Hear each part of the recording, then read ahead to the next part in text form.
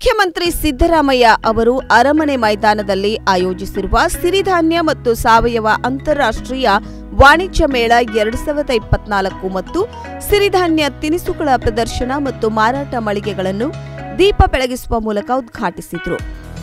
ಕೃಷಿ ಸಚಿವರಾದ ಎನ್ ಚಲುವರಾಯಸ್ವಾಮಿ ಅವರು ಅಧ್ಯಕ್ಷತೆ ವಹಿಸಿದ್ದ ಕಾರ್ಯಕ್ರಮದಲ್ಲಿ ಕೇಂದ್ರ ಸಚಿವೆ ಶೋಭಾ ಕರಂದ್ಲಾಜೆ, ಪಶುಸಂಗೋಪನಾ ಸಚಿವ ಕೆ ವೆಂಕಟೇಶ್, ಮುಖ್ಯಮಂತ್ರಿಗಳ ರಾಜಕೀಯ ಸಲಹೆಗಾರರಾದ ಬಿಆರ್ ಪಾಟೀಲ್, ಉತ್ತರ ಪ್ರದೇಶ ಸರ್ಕಾರದ ಕೃಷಿ ಸಚಿವರಾದ ಸೂರ್ಯಪ್ರತಾಪ್ ಸಾಹಿ, ಮುಖ್ಯಮಂತ್ರಿಗಳ ರಾಜಕೀಯ ಕಾರ್ಯದರ್ಶಿ ನಸೀರ್ ಅಹ್ಮದ್, ಶಾಸಕರುಗಳಾದ ವಿನಯ್ ಕುಲಕರ್ಣಿ, ಸುಧಾಮ್ ದಾಸ್, ರಾಜು ಗೌಡ, ದಿನೇಶ್ ಗೂಳಿಗೌಡ, ಕೋನ್ ರೆಡ್ಡಿ ಸೇರಿ ಇಲಾಖೆಯ ಹಿರಿಯ ಅಧಿಕಾರಿಗಳು ಉಪಸ್ಥಿತರಿದ್ದರು. ಇದೇ ಸಂದರ್ಭದಲ್ಲಿ ಮುಖ್ಯಮಂತ್ರಿಯಾದ ಸಿದ್ದರಾಮಯ್ಯ ಅವರು ಮಾತನಾಡಿ, ಸಿರಿಧಾನ್ಯಗಳನ್ನು ಅತಿ ಹೆಚ್ಚು ರೈತರು ಬೆಳೆಯಬೇಕು, ಇದು ಪೌಷ್ಟಿಕಾಂಶ ಇದೆ ಎಂದು ಹೇಳಿದರು. ಸಿರಿಧಾನ್ಯ ಮತ್ತು ಸಾವಯವ ಕೃಷಿ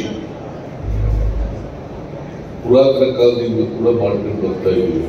ಬಹುಶಃ ಸಿರಿಧಾನ್ಯಗಳನ್ನೇ ಮನುಷ್ಯ ವ್ಯವಸಾಯ ಮಾಡಲಿಕ್ಕೆ ಪ್ರಾರಂಭ ಮಾಡಿದ ಮೇಲೆ ದೇಶದ ಅನೇಕ ಭಾಗಗಳಲ್ಲಿ, ಕರ್ನಾಟಕದಲ್ಲೂ ಕೂಡ ಸಿರಿಧಾನ್ಯಗಳನ್ನ ನಾವು ಬೆಳೀತಾ ಇದ್ದೀವಿ.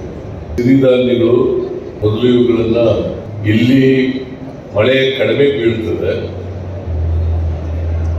ಭೂಮಿ ಫಲವತ್ತತೆ ಕಡಿಮೆ ಇರ್ತದೆ. ಕೇಂದ್ರದ ಕೃಷಿ ಸಚಿವರಾಗಿರುವ ಶೋಭಾ ಕರಂದ್ಲಾಜೆ, ಸಾವಯವ ಸಿರಿಧಾನ್ಯಗಳನ್ನು ಅವರು ಕೇಂದ್ರ ಸರ್ಕಾರದಿಂದ ಇದಕ್ಕೆ ಅತಿ ಹೆಚ್ಚು ನೀಡಿದ್ದಾರೆ, ಅದನ್ನು ಎಲ್ಲ ರೈತರು ಉಪಯೋಗ ಪಡಿಸಿಕೊಳ್ಳಬೇಕೆಂದು ಹೇಳಿದರು.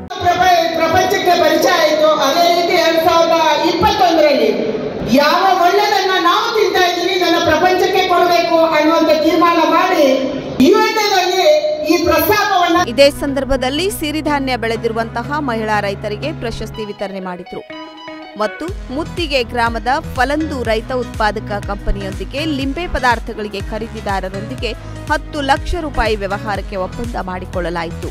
ಹಾಗೂ ಗೋಳಸಂಗಿ ಗ್ರಾಮದ ಗೋಪಾಲಕ ಸಂಸ್ಥೆಯ ತೊಗರಿ ಮತ್ತು ಕಡಲೆ ಬೆಳೆಗೆ ಆಸ್ಟ್ರೇಲಿಯಾ ದೇಶಕ್ಕೆ ಕಳಿಸಲು ಒಪ್ಪಂದಕ್ಕೆ ಸಹಿ ಹಾಕಿದ್ರು.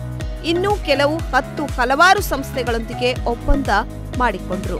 ವೀಕ್ಷಕರೇ, ನಮ್ಮ ಸತ್ಯಂ ವಾಹಿನಿಯ ಪ್ರತಿದಿನದ ಅಪ್ಡೇಟ್ ಮಾಹಿತಿಯನ್ನ ತಿಳಿದುಕೊಳ್ಳಲು ಸತ್ಯಂ ಟಿವಿ ಕನ್ನಡ ಯೂಟ್ಯೂಬ್ಗೆ ಸಬ್ಸ್ಕ್ರೈಬ್ ಹಾಕಿ ಹಾಗೂ ಬೆಲ್ ಐಕಾನ್ ಅನ್ನು ಕ್ಲಿಕ್ ಮಾಡಿ.